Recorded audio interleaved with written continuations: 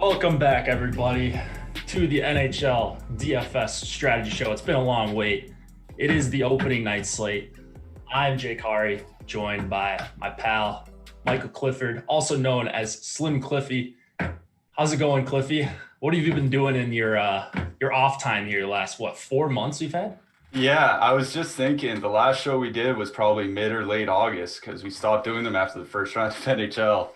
Uh, I've been keeping fairly busy, started doing some, computer coding work. We got a long ways to go on that. So nothing to report back on that front yet. Really got back into playing Counter-Strike, which is a game I played when I was younger. Uh, not a whole lot. Trying to read more, not trying to watch Netflix every night. You know what I mean? So I've been putting away a lot more books than I have in recent years. So just trying to get through to the next day, I guess, kind of like everybody else. Sounds like a little bit more productive than what I've been doing, just grinding. NFL Showdown, we were talking about a little bit. Had a close to a good year, but didn't turn out my way for a couple of them. So I'm excited for NHL. Got probably a lot of new faces or a lot of you new usernames, I should say, in chat here. I see some familiar ones, but if you guys got any questions, sometimes we forget that there's new people here. We've got a pretty good community at Awesemo that's kind of grinding NHL day in and day out. But if you're not and you're trying it out, feel free to drop us any questions that you have, whether it's in Slack or in the YouTube chat as we go. Real quick, off the bat, I want to mention, just to make sure, I'm a little rusty, hosting these shows, haven't done it in a while.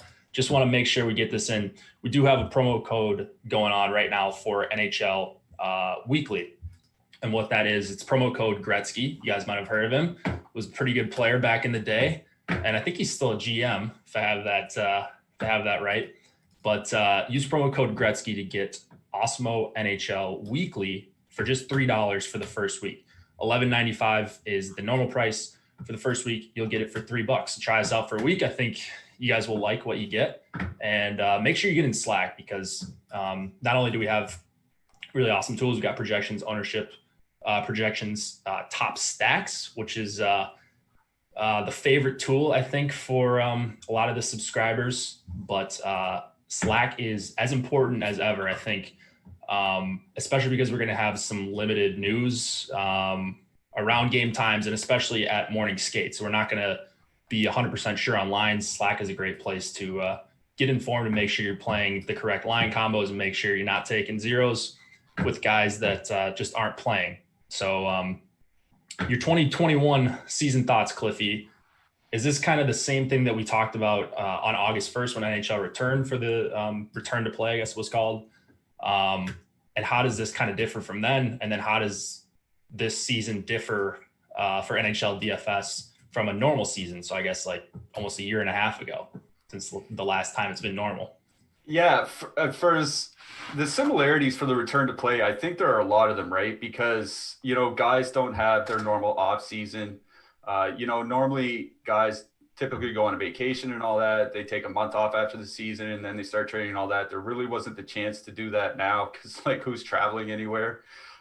So it's, we've seen guys, what's going on with Keith Yandle in Florida. He's not on the slate tonight, but he can't get in the lineup, and he was their number one power play defenseman last year. Is there something with his, what kind of shape did he come in or something like that? I think you're going to see a lot of sloppy hockey, I think. And we saw that in the return to play. That's going to be one big similarity. Like, I think we're going to see more penalties than normal. Like, I think people are going to forget that the first week or two in the return to play was just a penalty fest. Like, I remember that Arizona-Nashville series. Like, we were getting 12, 15 penalties a game.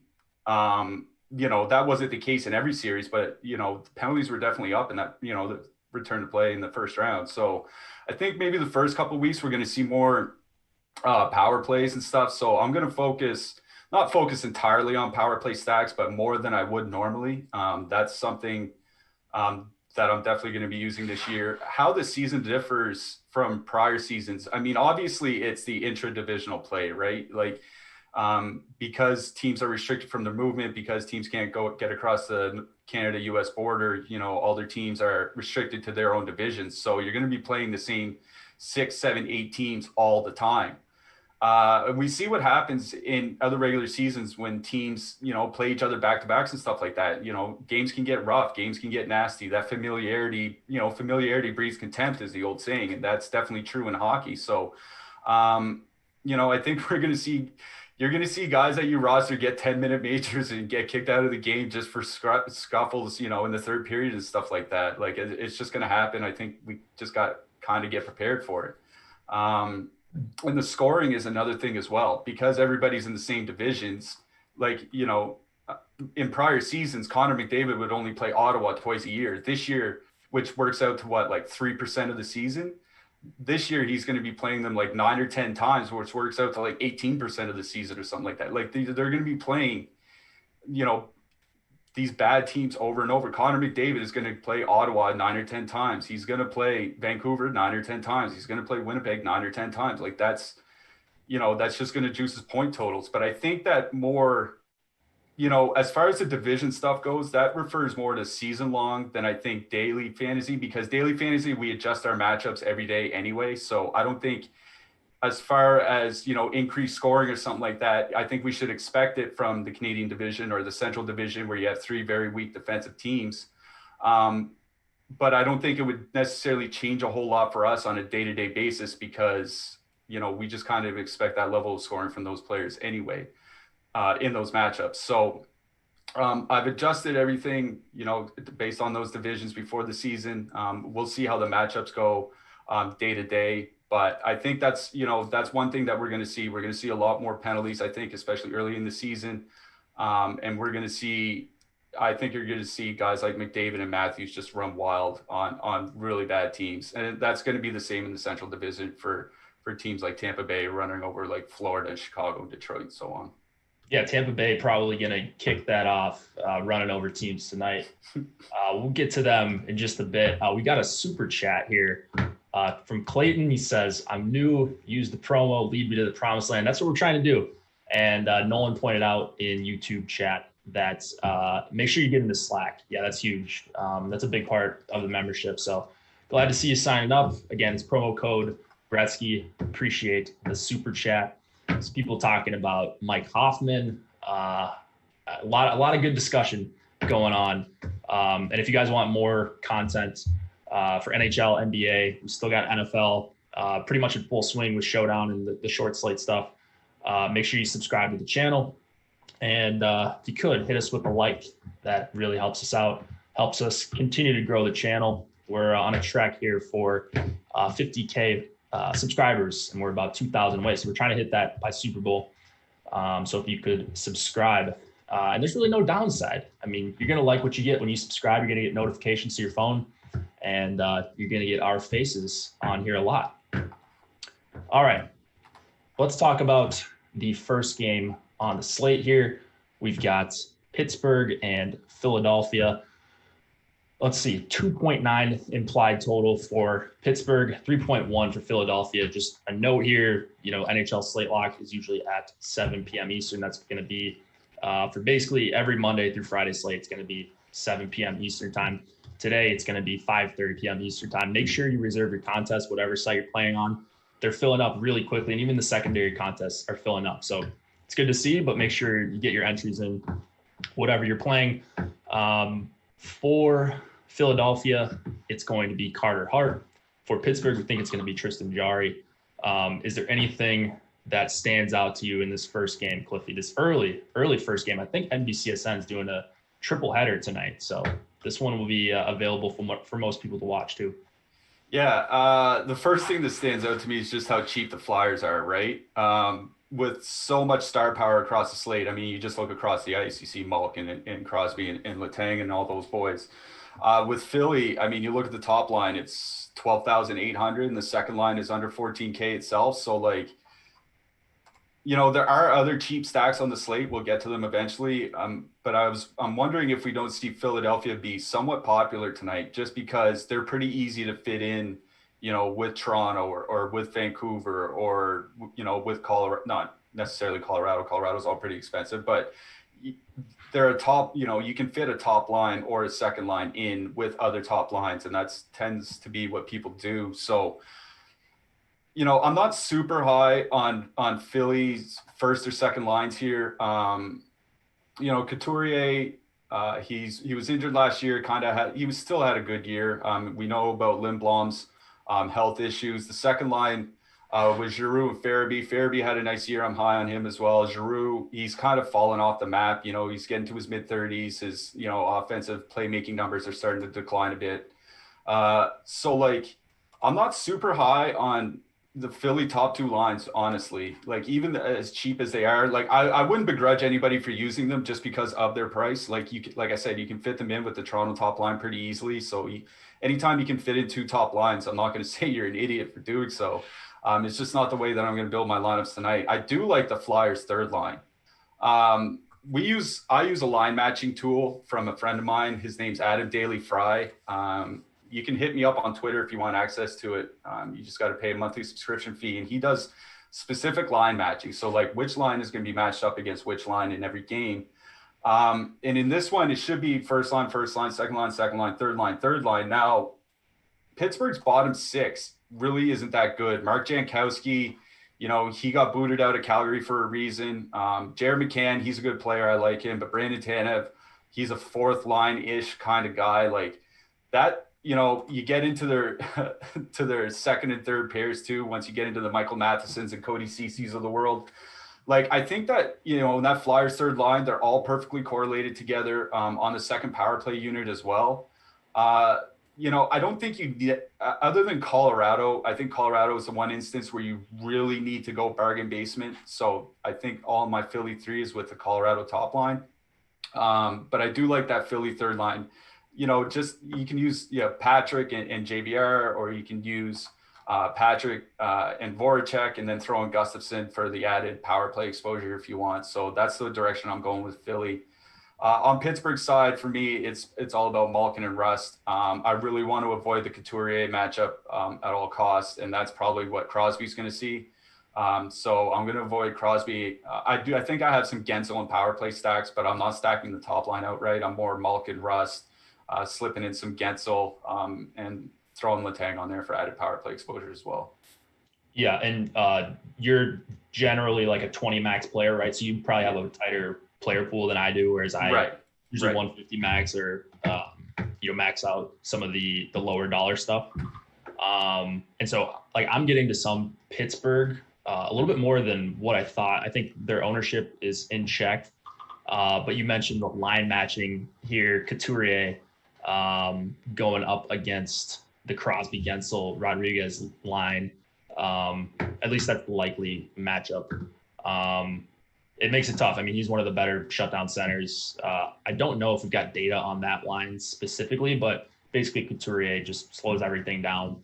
One of the best shutdown centers in the NHL, and then Philadelphia being on home ice is going to get last change, so they're going to get to dictate that matchup. I do have some Pittsburgh power play stacks as well with Gensel, and then just like a full 5-man. I think that's something you mentioned when we were chatting earlier in the show, is you're more in tune with the power play stacks. And I used to be kind of against that. But I've gotten more and more comfortable with making lineups with power play stacks that I like. And so I think Pittsburgh's going to be one of those teams. It's a pretty low implied total, 2.9 goals.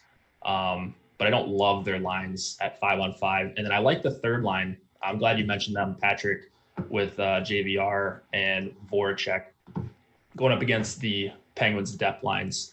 I think that's more of a second line in reality, JVR and Voracek, but it's listed as the third. So maybe some people get away from that. We're showing pretty low ownership on all three of those guys. Couturier, Konechny, and Lindblom. I think that's fine. I'm just not getting to a whole lot of Philadelphia one. They're getting squeezed out by some of these other lines in their price range, like Vancouver, and I think you can do some creative stuff with Edmonton as well, and that's a much higher implied total game, or a much higher total game over there. So not a whole lot for the forwards here. I I'm going to have some Pittsburgh one, even though the match is terrible. I just think that the Crosby-Gensel pairing is so dynamic at times that maybe they can overcome it, especially if their ownership drops a little bit. So they're just a really good 5-on-5 duo. I'm not sure how they're going to be with Rodriguez. And that was another thing that when I was looking through the slate yesterday, just trying to, because one of the things I look for is like when I'm unsure about a slate or where to go, where to put the majority of my exposure, I just look for good lines. And so I know, Gensel and Crosby are a good pairing. We don't have numbers with Rodriguez, but there's not a ton of lines on this slate that we have any sort of data for, like any sort of good sample. So it's making it even tougher. Defenseman, I think, is a really tough position tonight, outside of one really obvious guy. If you're spending up, that we'll get to in a minute. But yeah, not my favorite game on this slate. Anyone on the blue line you want to mention before we move it on? I mean, other than Gustafsson, probably not. Like Gustafsson for additional power play 2 exposure, but that's about it. Yeah. And just a heads up, there's an issue with Eric Gustafsson on FC when you upload him. So just be aware of that. You might have to put in his projection manually, especially if you cross out players you don't have projections for. So just be aware of that. I think there's another Eric Gustafsson somewhere floating around the league or in the AHL or something, right? But yeah, that was the one guy. There's a couple bugs that just need to be worked out. Letang, 6,100. Any thoughts on him? We're showing him at 13% ownership. Is that low enough compared to a guy like Edmund where you could consider going to him? Yeah, like I do have some Letang, but I don't have any one-off Letang. Like for me, it's if he goes off, it's probably going to be because of the power play. So all my Letang are in power play stacks. So I don't have him as a one-off anywhere. Yeah, I really like that call. I agree. All right, let's go to Montreal and Toronto. We've got a 3 implied total for the Canadiens, 3.5 for the Leafs. Carey Price and Freddie Anderson are your goalies. We're seeing some ownership here on the top lines for each teams. I thought it was going to be a little bit higher, but the more I think about it, the more I'm building my own lineups. I think everyone's just going to default to one of the Tampa lines, and it's a little bit tougher to get in like Tampa 1 with one of these Toronto lines specifically. It's easy to do that with Montreal 1. They're really cheap, and they're one of the lines that does have a really good track record on this slate. But what are you thinking about Toronto here in comparison to the Tampa Bay chalk that we're going to see? I mean, Matthew's going to be highly owned, but outside of that, what are you seeing here? Yeah, so I don't really like Joe Thornton being on that top line really throws me through a loop, right? Because those are the type of guys that we don't normally play. Somebody brought it up in our Slack earlier today. Like, what types of guys is like Jason Hayward in MLB? Like, you would never use him as a one-off or whatever. And Joe Thornton fits that bill perfectly. But like, if he's on a power play and he's on the even strength line with Austin Matthews, like it's really hard to leave him off that stack, isn't it? So I find myself just power play stacking. And I don't like doing that, like power play stacking the top power play for the Leafs. Either the top line plus Simmons or the top line plus Riley or just take Marner and then have Matthews with Thornton or something like that. Just because, it certainly looks like the Leafs are going to split their power play this year. They kind of tested that a little bit last year. They hadn't been doing that a lot in the last 3-4 years since Matthews got there, but it looks like they're going to split their power play across 2 units. And that makes power play stacking a little bit more precarious because it's not like Ovechkin in Washington where they're going to play a minute 45 of the 2 minutes or something like that. So it kind of makes me a little bit lower. But the thing with Toronto is that once Sheldon Keefe took over last year, Matthews' minutes just went through the roof. Like I'm talking like 20, 21, 22 minutes a night. Like those types of minutes with a guy that can shoot as much as he can, like that is really dangerous. I think the interesting thing for me here, I think people are underrating, like Montreal's a good defensive team, right? The where they faltered last year is Carey Price wasn't good for most of the regular season, but he showed how good he was in the playoffs. Like he stole them a series. I just don't know. like I think Toronto's going to be especially their top line. And when I say Toronto, I mean Matthews here. Yeah, I think he's going to be higher owned than I would like on this slate. But at the same time, I find a hard time getting away from him just because there's so many cheap options on the slate tonight that normally I would just avoid Matthews because I don't want to pay 8,200 for him and 6,800 for Marner and all that. But there are just so many cheap options that I just find myself getting to 20 and 25% Matthews pretty easily. So I'm in on the Toronto top line, using it as a power play stack. I think I even have Wayne Simmons in a lineup somewhere. On the Montreal side, I really do like that second line with Suzuki and Anderson and Drouin. Suzuki, by all accounts, has looked good in training camp. Of course, they're going to say that, but this is a guy that scored 27 goals a couple of years ago. He is a shot volume guy when he wants to be. Nick Suzuki's a really good playmaker. Jonathan Drouin, I know I really gave him a hard time in the playoffs last year, but he started the season pretty well until he got injured. So if Drouin can be the guy that he was for the first 20 games last year, that's going to be a really good line together. Two of the three of them play on the top power play unit, Suzuki and Drouin. So I'm in on that Montreal second line. I don't have any of the Montreal top line here on this slate. Not for any particular reason. It just feels like Claude Julien is putting them together just to kind of make Phil Deneau happy, because Deneau was upset about being the 3C and all that last year during the playoffs, et cetera, et cetera. So I'm not totally convinced they're going to stay together for the whole game. And then, Deneau's not on the power play and two of them are on the second unit. So I'm leaning more towards the cheaper Montreal guys, like a Suzuki Drouin stack, Kotkaniemi and Toffoli. I have them together, even though they're not on the same power play. So I'm going with the cheaper Montreal guys, Toronto 1. That's kind of where I'm going on this slate. For defensemen, I like Romanov. I really do. I think he's going to be a Calder contender this year if they give him enough minutes. So Romanov 2,500 if you need a punt defenseman, that's one of them. Yeah, really good breakdown there. Yeah, I didn't even think about Deneau and Tatar and Gallagher potentially splitting up. I forgot that even happened at times last year. It's been so long ago. It feels like. I think Montreal 1 is a really good line. So if they do stick together, and that's what I'm assuming. I'm gonna get at least to where the field's at. They were very high in ownership earlier today, and it looks like they've come down a little bit. So right now I'm a little bit over on Montreal 1, just because they're a very good line. I don't know what to do with this second line. I don't know what to do with this third line, because there was a stretch there where Suzuki looked unstoppable, right? And I think he's got the talent, right? He's former number one overall pick or top 5. Yeah, he's a first round pick. But he just looked great in the playoffs. He was their number 1 center. Yeah. So that's a really cheap second line. Not getting over-owned. Maybe a stack you could potentially pair with Colorado 1 if it's not if it comes together perfectly and you're 3-3 stacking, then maybe that's something you want to avoid. But if you got to move a piece or two around with your expensive stack to get this line in, I think that's a pretty good idea. I'm seeing no ownership on Montreal 3. And I'm just a Tyler Toffoli guy. I know he doesn't always play the minutes that you'd like him to, whether it was with the Kings or Vancouver. At times last season, they shuffled their lines around. So maybe couldn't get into a groove. Any interest in Montreal 3? Oh yeah, I have not quite a bit. I have a little bit of Toffoli, and I have a couple of Kotkaniemi with Toffoli.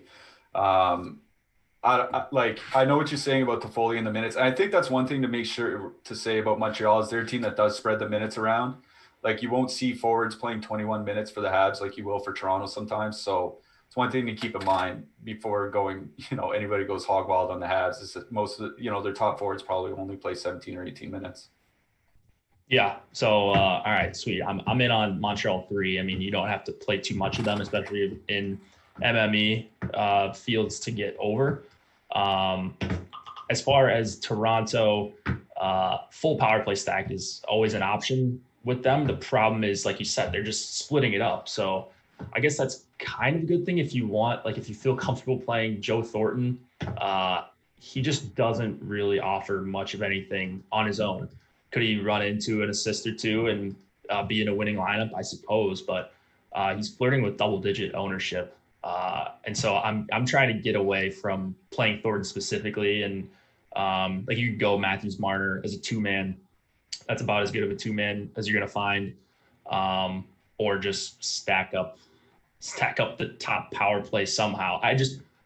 It's just kind of head scratching that they would want to split up Tavares, Marner, Nylander, and Matthews.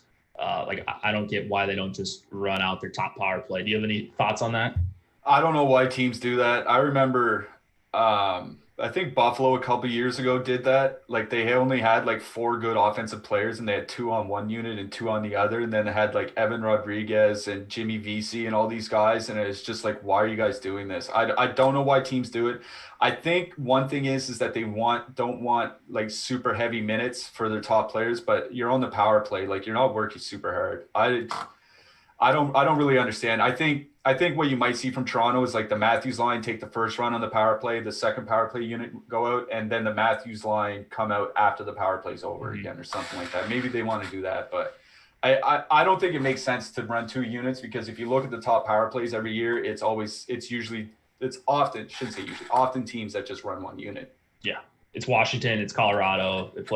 They play Ovi for the whole 2 minutes, and Backstrom and Carlson sometimes. Like St. Louis last year, yeah. Boston. Yeah, so I don't know. Maybe this is just an experiment that's going to last a couple games, especially if they struggle out of the gate. But yeah, I prefer the Matthews line. I'm not leaving out Tavares and Nylander. I actually kind of like them as a full stack, like as a full even strength stack, because you're not playing Thornton. Like VC, I don't think he's great or anything, but VC and Nylander are lower owned than Marner and Thornton. And like we've seen Tavares carry play at 5-on-5 really well, especially if he goes up against maybe the second or third line for Montreal and gets to avoid the top line. I'm not exactly sure how Toronto plans on doing this, or if they're going to match at all. I know at some points they did Tavares against Matthews the last couple of Tavares against opposing top competition, and then at some points they did Matthews. Yeah. Later in the year, they went more towards using their third line, Kerfoot and Mikheyev, with whoever was there. Until Mikheyev got hurt, I think we're using them in top line. So I think you're going to see Kerfoot up against Danault, which is probably good for Danault. Yeah, that is pretty good for them. It makes me feel a little bit better about playing some Montreal 1. People are chirping you about your background here, but K&N Anderson offered up $10 for you to get a tiger blanket from Walmart. It says tiger blanket from Walmart from Fort Clifford. So there you go. Thanks for the super chat. Appreciate you watching the show as always. Let's see if I missed anything here. People talking about some Joe Thornton making some Medicare Advantage plan jokes. He is pretty old. How old is Thornton these days? Is he 40? 42, I think. Yeah. He got into the league in 1997, if I'm not mistaken. Wow, I was barely born then. That's 24 years ago. That's pretty crazy. Yeah. I think there was something else I thought I needed to mention here, but maybe if I think of it, we'll come back. I mean, one thing is the goalies here, right? There should be a lot of shots. Yeah. Price is he gets a lot of hate, I think, on hockey Twitter, but $7,600 on DK, like that's a guy that could potentially get the 35 save bonus, which is massive on DraftKings. So I think specifically over there, he's a really solid play. And then I usually don't like playing a lot of the expensive goalies. We'll get to Vasilevsky next, but Freddie Anderson at 8,100 probably sets up to see some pretty good volume as well, because Montreal they're a pretty good 5-on-5 team. Yeah, they are. It's just their power play always sucks. Any defenseman here? Morgan Riley gonna get the top power play duties here. No Tyson Barrie for Toronto this year. He's in a later game as well, so he's not gonna go forgotten. But Riley manning that top power play with Matthews, $5,600. And then Shea Weber, under 10% ownership right now. I prefer Petrie at 4,500 at less ownership. Any thoughts on the blue line here? Yeah, just that triumvirate. like I said, Romanov earlier, if you need a true 2,500 punt, use him. But other than that, it would be their top three guys, Weber, Peachy, Sherratt. Like they rotated them pretty heavily in the playoffs. I think you're going to see that quite a bit in the regular season as well. So it just depends how much salary you want or need. I have Sherratt written down just because I always just defer to the cheaper guy automatically. But you can get Petrie on the power play plus, 4,500. He's not a $4,500 player. He's more like 5,000 or plus. So it's a good price on Petrie as well. Yeah. Sherratt at one point was playing like 28 minutes a game. I can't remember if it was Petrie or Weber last season, but they're not afraid to throw him out there. He's not fantastic for DFS, but like at some point when you're playing 25 plus minutes and you're reasonably priced, you're just going to project okay. So he'll pop into a few of my lineups, I'm sure. Unless you're Nick Jensen. Is it Nick Jensen? I think. Yeah, when he was in Detroit, he would always play like a ton of minutes, but he wouldn't block shots. Yeah. And there's a 3-block bonus for anyone that's new on DK. So I don't know. I was a little bit skeptical of the bonuses, but I kind of like him. I think they're pretty predictable besides the 3-point bonus and the hat trick bonus. But like the shot bonus and the shot block bonus, I'm kind of with that. And the goalie bonus, 35 saves.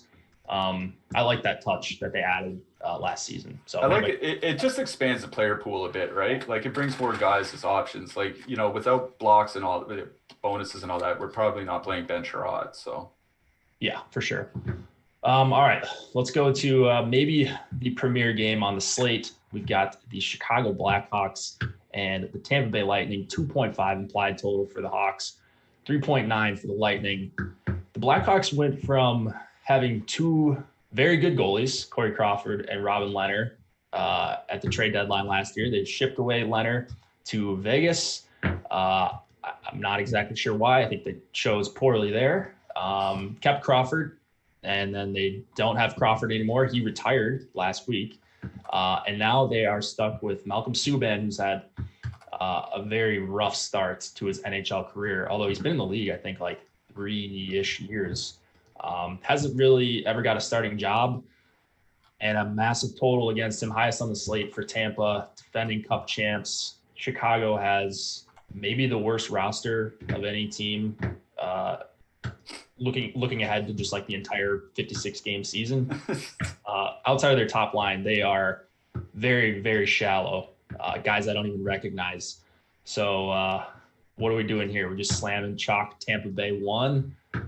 No Kucherov for Tampa is really the only big note there. He's going to be missing for the entire season. Yeah. So, okay. I'm going to kind of skip over Tampa. Like, I don't want to skip over them, but it seems obvious. Like Tampa top line is in a great, like in the best spot on the slate. They're going to be chalky. They're expensive, but they're probably worth it. Like, I don't think there's a whole lot that needs to be said there. For me, I'm looking down towards the third line, the Goodrow, Coleman, Gord line. Like, Goodrow and Coleman were absolute dynamite last year in the playoffs, not only at even strength, but on the penalty kill. If you look at their PK numbers, they just brutalized the opponents. So I don't mind like a Goodrow, Coleman, little mini 2-man stack. One, because like Chicago's just so bad defensively that they're in a good spot regardless, even if they only played 14 or 15 minutes on the third line. And two, like I could see them turning the pucks over on that Chicago power play without Taves, without Doc there. Like they don't, outside of Kane, they don't have their playmakers. Everybody else is a goal scorer. Like I could see Goodrow and Coleman putting enough pressure to turn the pucks over when it's not on Kane's stick. So I just like Coleman's a little bit expensive. Goodrow's not for their minutes, but I do like them as a 2-man stack here today. So I do have some Goodrow, Coleman, and I'm throwing in like cheap guys like Chernak or McDonough with them. Like they're one of the stacks that I'm using when I'm going super heavy on Colorado's power play. So I do like that Tampa Bay third line a little bit here today. Chicago's first line, like I could not believe the ownership projections that we had for them. We're over 20% on all three players on the top line, if I'm not mistaken. I think so. That got fixed. I had an issue with the projection, an error on my part. I had Strome projected way too high, so it's come down, but there's still, like I would say, like top 4 or 5 owned stack right now. Yeah. So, but here's the thing: is that Tampa Bay had good defensive numbers last year, but not great. They had a decent penalty kill, but not great. Like they were good defensively, but this isn't facing off against Boston or St. Louis or something like that, right? So I do want to use Chicago. I just worry about how chalky they're going to be. Like if they're going to be super, super chalky, I'd rather honestly just go to probably one of the Montreal lines or one of the Philly lines or something like that. But I do have a fair amount of the Chicago top line. One thing I've found myself doing is taking out DeBrincat in some lineups and putting in Kubalik. Because if Chicago is as chalky as they are, people are just going to go to the top line and they're not going to roster Kubalik. I mean, Kubalik was a 30-goal scorer last year. He is a good player. I know he's not playing with Jonathan Toews. He's playing with a guy named Pia Suter right now. Pia Suter, by the way, like he's not just some throwaway. From the people that I talked to, they expect him to be a middle six, like a legit middle six center in the NHL. So like this isn't just some guy that that they got off the street. This should be a good playmaking, third line center. So it's not like Kubalik's playing with an absolute nobody. So if Kubalik comes in 2, 3, 4% owned, and I can take that advantage over a 22% DeBrincat, I'll probably do that. So that's kind of the direction I'm going with Chicago. I'm not just outright stacking top line plus Bachfist. I'm going to mix in some Kubalik. I'm probably going to mix in some Duncan Keith over Bachfist as well. Not completely, like for every 3 shares of Bachfist, I'll have 1 Keith or something like that. But that's kind of the direction that I'm going, is that I'm using Chicago 1, but I'm going to mix in Kubalik over DeBrincat at times. Tampa Bay, yeah, I do have some, I have Pointer and I have Stamkos. I have my 20% like everybody should, like a good little boy. But I have more interest in Goodrow and Coleman, just kind of as a differentiator, even though they're in a great spot. I mean, if Tampa Bay starts to blow the doors off, their depth players are going to get more ice time anyway. So that's just a bonus for us. Yeah, I think there's a number of different ways you can attack Tampa Bay. I'm considering, top line, I think the consensus number 1 play on the slate. Maybe Edmonton is sneaking up there in terms of the ownership, but I think Tampa 1's going to come in very highly, maybe like 25, 30% in some of the larger dollar stuff, maybe even more for a guy like Stamkos and in Point.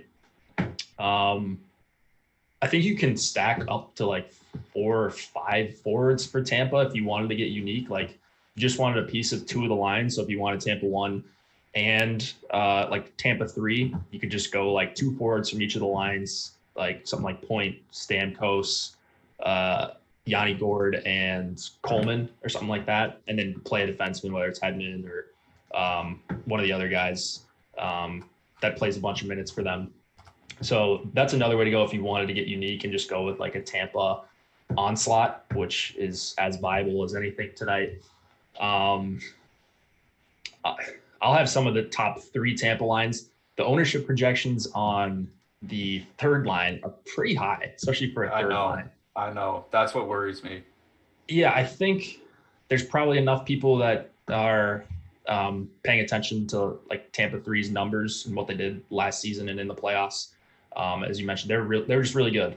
And so they might be a popular filler. Just be careful with what you do with them. You don't want to play the exact chalk, like 9-player team that a lot of people are going to have, especially in MME. So I'm trying to just differentiate at 1 or 2 spots or get weird with my defense pairings or something like that if I'm playing Tampa 3. On the Chicago side, so I think Chicago 1 is really the only line I'm considering playing like a reasonable amount of, like anything over like 2 or 3 lineups out of my 150. And I'm tempted to just kind of X them out just because they're not good at 5-on-5. Like, in fact, they're actually pretty bad at 5-on-5. Strome, DeBrincat, and Kane. Maybe they'll be better this season. They project pretty well in terms of like team share of goals if they do score over their expectation. Like if they score 3 goals, you can probably bet that Kane, Strome, and DeBrincat are going to combine for a handful of points.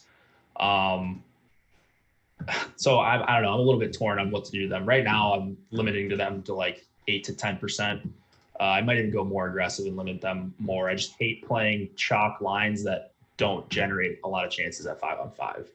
And I think Chicago is going to be that. So their ownership's down from where it was earlier. In fact, let me refresh my ownership here and just make sure. Actually, you were dead on about the Chicago ownership. It's actually higher than what it was earlier. So maybe more people are going to be on them. That's going to push me off of them, I think, even more. So see, that's the problem, right? Do I want to play 22% Dylan Strome? Like, it just feels bad coming out of the mouth. Yeah, I know. And like, I have a hard time like imagining Chicago scoring a bunch of goals here, but their median projection for implied goals is 2.5. So they could score 2, and that's below expectation. And Kane could have 2 goals and be in the winning lineup. Or they could score 3, and if Chicago one scores all 3 of them, it wouldn't be that out of the realm of possibility. And they're all in the top power play. Most teams get at least a couple chances on the power play each game. And so that's probably where they're going to be most dangerous. I just have a hard time if this ownership is going to stick. So I'm really going to pay attention to where they end up at in our final ownership projection, which should come pretty soon here.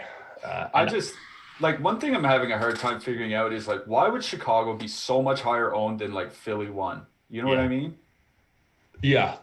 I wonder if that'll actually be the case. So they've bounced around. I mean, they were low yesterday when we ran it. They were a little bit higher. Now they're one of the highest owned lines. It's probably just because of price and name recognition. You can play Kane fully correlated with 2 other NHL skaters. DeBrincat's a good player, especially for DFS. And they just combined for so much of their goal share that it's like, well, even if they suck, they're probably not going to destroy you if they can pop in a goal here. And that's the thing, right? Even if they only score 1 goal, it's probably got to come from the top line or somebody on the top power play, right? Yeah, you would think so. I don't know. I mean, it's hockey. Like there's so much variance. I can just see myself being completely dead after 2 goals right away, and I play 3% of them, and I'm just trying to get back 20% of my entry fees or something like that. So I will probably end up playing like I said, somewhere in the 8% range on both sites. But I don't feel great about it just because they're not very good at 5-on-5. And Tampa is very good at 5-on-5, even without Kucherov. Anything left on this game outside of... Oh, yeah. One thing I wanted to mention, you talked about a Tampa Bay onslaught.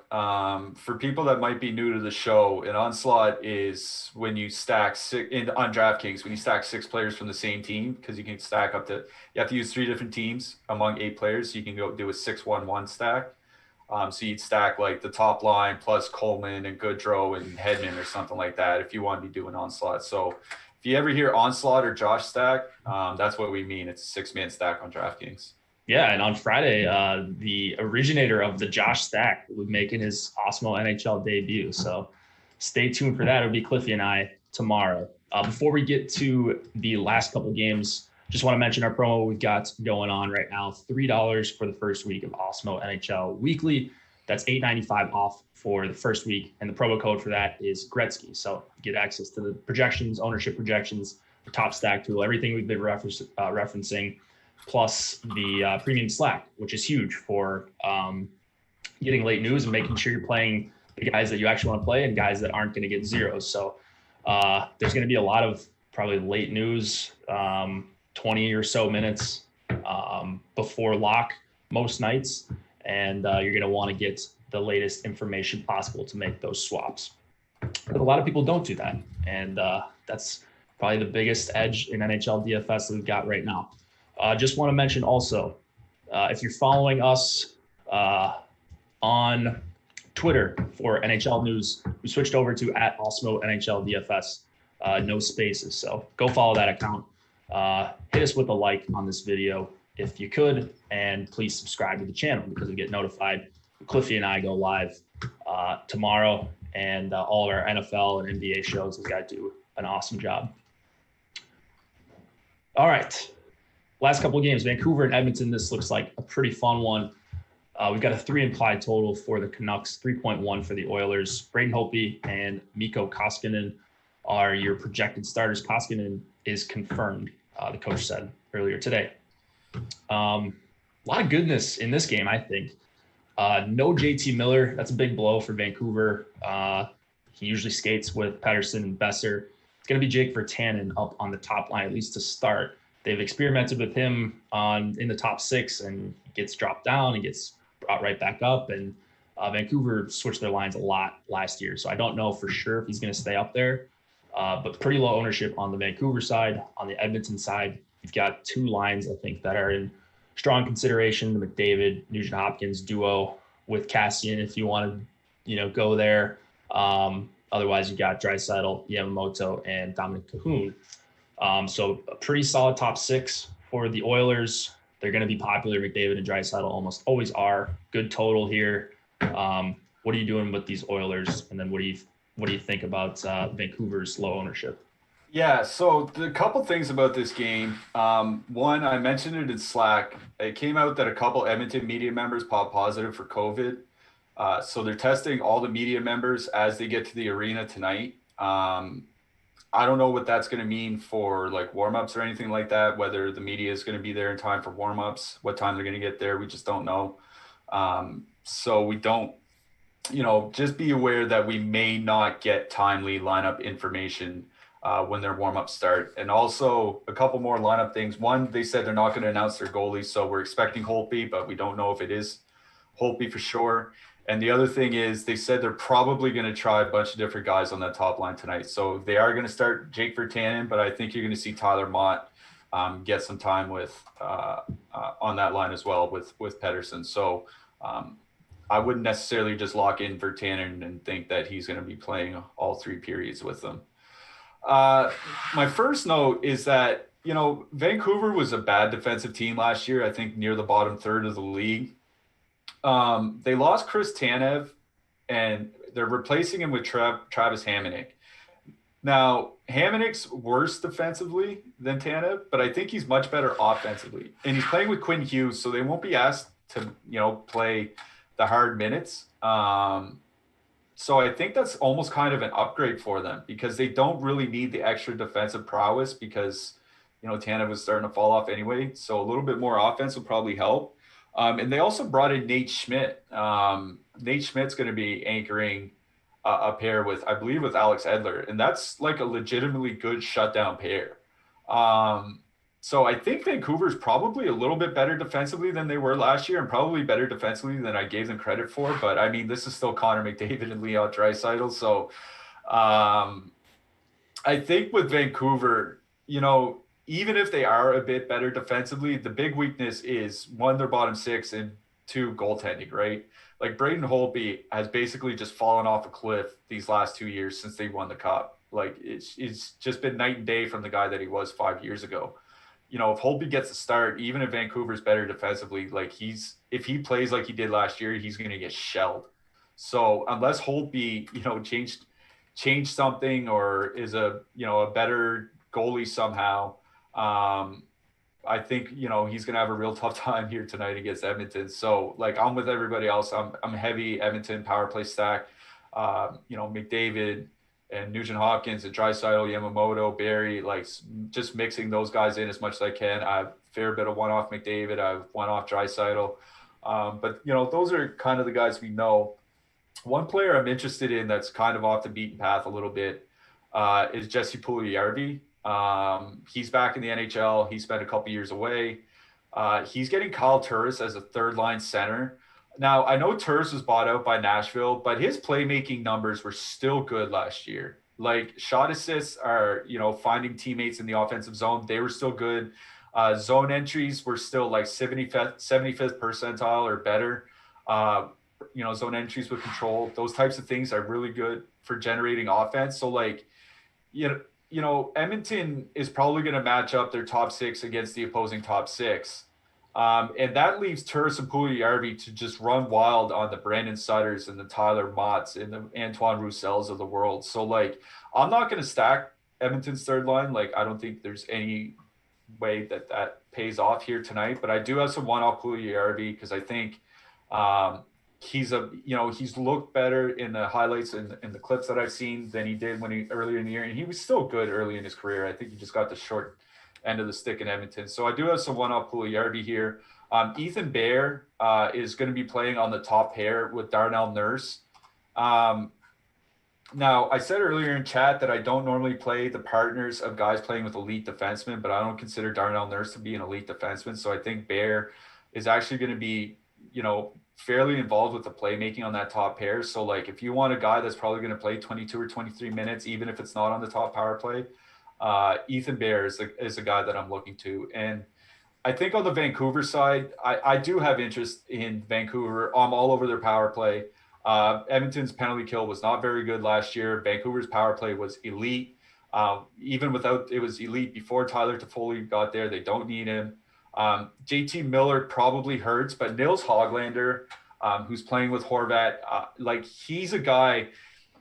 Like, JT Miller's not a goal scorer, and Hoglander's not a pure goal scorer either. He's more like a playmaker, set up Pettersson, set up Horvat type guys. So I think he can replace Miller fairly well on the power play. So I have a lot. I mean, I'm like 25% Horvat tonight, I think. Yeah. So I have a lot of Horvat, Hoglander, Hughes, and then mixing in guys like Pettersson and Besser with them to make a full, like, true power play stack. Yeah, I really like the Horvat call. Hoping he stays low owned. And then I'm really interested in power play stacks. So got more into them. I liked Vancouver's power play. Obviously, you got to like Edmonton's power play. You can do something like McDavid, Nugent Hopkins, Draisaitl, and if you can somehow fit Yamamoto and Tyson Barrie in there, by all means. Probably won't play too much Tyson Barrie without an Edmonton one stack, which is not the case with a guy like Victor Hedman. I think he's got a bunch of upside on his own. You can play him as a one-off even if you're not stacking Tampa. Tyson Barrie, a little bit expensive, a little unsure about the minutes there. So I think I like your call as well on Ethan Bear at 3,800. I mean, Barrie, if you're just power play stacking, like, he's fine, yeah, right? But I wouldn't necessarily, like, if you're stacking an even strength line, I'd say, yeah, using Bear is fine. Yeah, for sure. Where were we at? Oh, Quinn Hughes is kind of the same deal. Probably won't play too much Quinn Hughes unless I'm stacking Vancouver in that lineup, especially at 5,500. Schmidt or Edler, I'm okay with both of those guys. Edler is popping up for me a lot over on FanDuel, but he's also getting owned on both sites there. So power plays on both sides here. And then I think we are good to move on. You liked that Edmonton 3 mini stack a little bit, sounds like, but not yeah. Well, yeah, I wouldn't go hog wild. Like, I'd probably more just play one-off Puljujärvi than okay. Stack. Yeah. Yeah, I remember playing him with McDavid for a few games, maybe like 3 seasons ago when he was up with them. Yeah, and he's a pretty decent player. 1.3% projected ownership right now. Let's get to the last game, and then we will get out of here. St. Louis Blues and the Colorado Avs, 2.7 implied total for the Blues, 2.9 for the Avs. Binnington and Grubauer are your goalies. Got one of the premier top lines in all of hockey. Colorado won at some pretty reasonable ownership. Now, McKinnon might get some one-off love, but they're a difficult stack. So no Landeskog in the top line. Burakovsky, $1,200 cheaper, but still a really expensive stack. They've got a good chance of being a top 2 stack in our top stacks tool, and their ownership is low. So are you vibing with this Colorado one low ownership against a tough St. Louis defense? I am. I'm in. I'm not going super heavy. I think I'm a little less on them than I am on Edmonton. But, okay, so with St. Louis, like, they lost Alex Pietrangelo in the offseason. They replaced him with Torrey Krug. Now, most people would look at that and say it's a big defensive downgrade. I think it's pretty much lateral. Like, I think Alex Pietrangelo was a much better offensive defenseman than he was a defensive defenseman. And now Pietrangelo's role at even strength is being replaced by Colton Parayko. And I think Parayko is a better defensive defenseman. So, like, losing Pietrangelo, I think, hurts him offensively more than it does defensively. At the same time, one of our mantras here at the Awesemo NHL show is that some players are pretty much just matchup proof. Mhm. And Nathan MacKinnon is one of those guys that's matchup proof. Like if he's going to come in at depressed ownership just because he's going up against Ryan O'Reilly, then I'll take it. Like I don't care who he's matched up against, and that's something that we'll talk about line matching, and line matching is important. We use it all the time, and we're successful with it. But there are just some guys like Connor McDavid is matchup proof. Nathan MacKinnon is matchup proof. Austin Matthews, to an extent, is matchup proof. Like these guys are just elite. It's when you get into the next tier and the third tier players that you really start worrying about matchups. So I'm not too worried about matchups here. What I find myself doing quite a bit is sneaking in some Kadri, just because he's really cheap. It'll help differentiate a little bit better. He plays that middle role on the power play, like kind of like that trigger role in the middle of the power play for them. So I find myself going to a lot of like McKinnon, Kadri, Makar, or McKinnon, Rantanen, Kadri, Makar, or McKinnon, Landeskog, Kadri, Makar, or something like that. Like I'm just finding especially with Kadri's 4,900, I find myself getting to him a fair bit, like just stacking him in with McKinnon in my power play stacks. On go ahead. No, on the St. Louis side, like Mike Hoffman 3,200, right? Like that's one of the big probably the biggest mispricing we'll see all season. In my projections, I have him higher than Gabriel Landeskog, and he's nearly half the price, like outright higher in a raw projection. So like Mike Hoffman is probably going to be popular tonight as a one-off, I imagine. But you can sneak him in with the St. Louis top line if you want to stack them. Yeah. I find myself getting to some of the St. Louis second line more than anything. I don't have any of the St. Louis top line here tonight. I have like Robert Thomas is the second line for St. Louis now. He's between Schwartz and Hoffman. Thomas is a guy I'm really high on. I think he can kind of be like a junior Braden Point. Like he's not as good as Braden Point, and he won't be, but I think he can kind of fit that mold, like a two-way player who's good offensively. I think he'll be like a 55, 60-point playmaking center here pretty soon. So, Thomas and Hoffman plus, Parayko or something like that. Parayko is a guy that I'm using a reasonable amount here tonight because I think he's going to just play a pile of minutes. Like I honestly think that he's effectively just going to replace Pietrangelo minus the power play minutes. So I think we're going to see Parayko up here at 23 or 24, and he's one of those guys that will block shot. He can shoot. He can get us that combo meal that we talk about, the 5 shots in the 3 box. Yeah. He's a threat for one of those. So I do like Parayko here as like a differentiating defenseman because there won't be anybody on him tonight. Yeah, I think everybody kind of knows the deal with Hoffman here. If you're playing a cash lineup, like that should be your first guy in probably on DraftKings. High volume shooter, and he's 3,200. Just a clear misprice.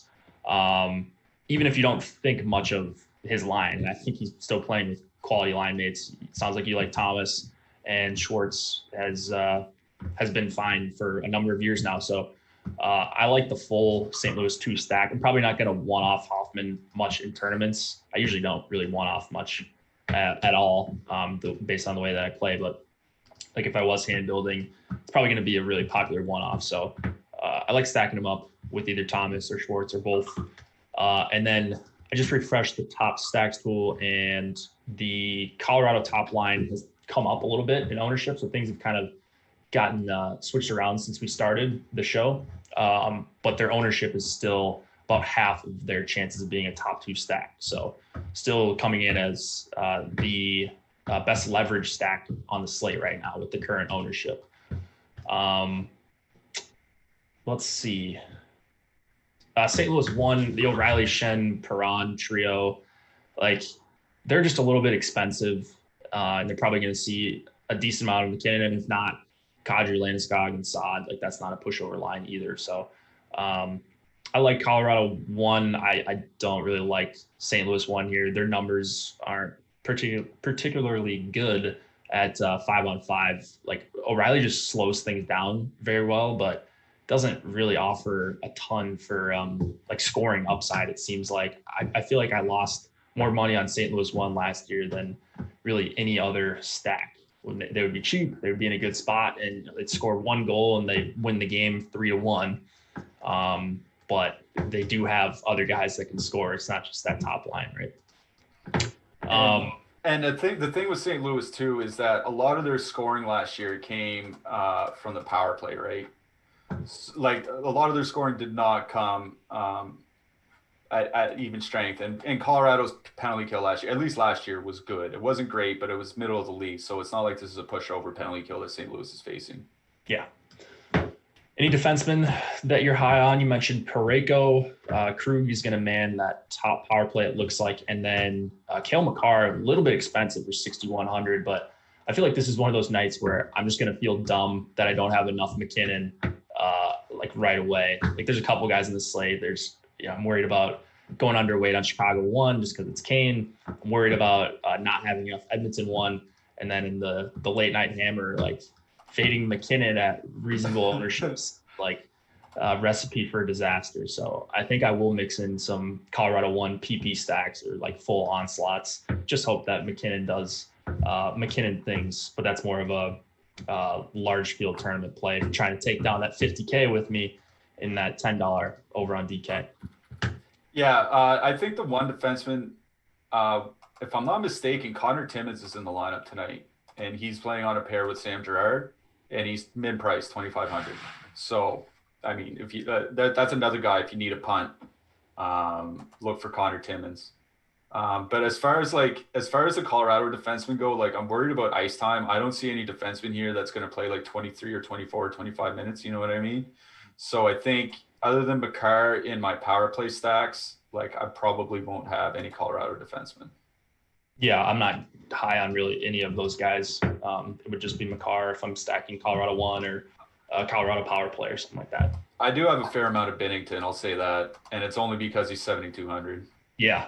I mean, any cheap goalie that's going to see any sort of volume is pretty much in play on DK, whether it's Malcolm Subban or, an actual good goalie. So, yeah, I'm not playing Malcolm Subban tonight. Oh, I think I will. So in my Chicago 1 stacks, the few ones I have, they probably will include Subban. Just go full upside, hope they can win 4-3 or something, and he saves 40 shots. But that's a very low probability. I mean, this show is like we're the kings of playing garbage goalies. So we've seen our fair share of bad goalies come through for us. For sure. Yeah, only takes one. All right, that's going to do it for today's show. If you guys could drop us a like and hit the subscribe button and the notification bell so you get access to all of our stuff, when we go live. I wrote an article about how to use some of the tools on the site. If you're new to Nhl Dfs, take advantage of the promo code Gretzky, $3 for Awesemo NHL weekly. So I just dropped that link in chat. It's also up on the NHL homepage, awesemo.com/NHL. So go check that out if you're looking for a little bit of an idea about how to use the tools. And we will see you guys back here tomorrow. Cliffy and I running it back tomorrow. Good luck tonight, everybody. And we'll see you in 24 hours. Good luck tonight.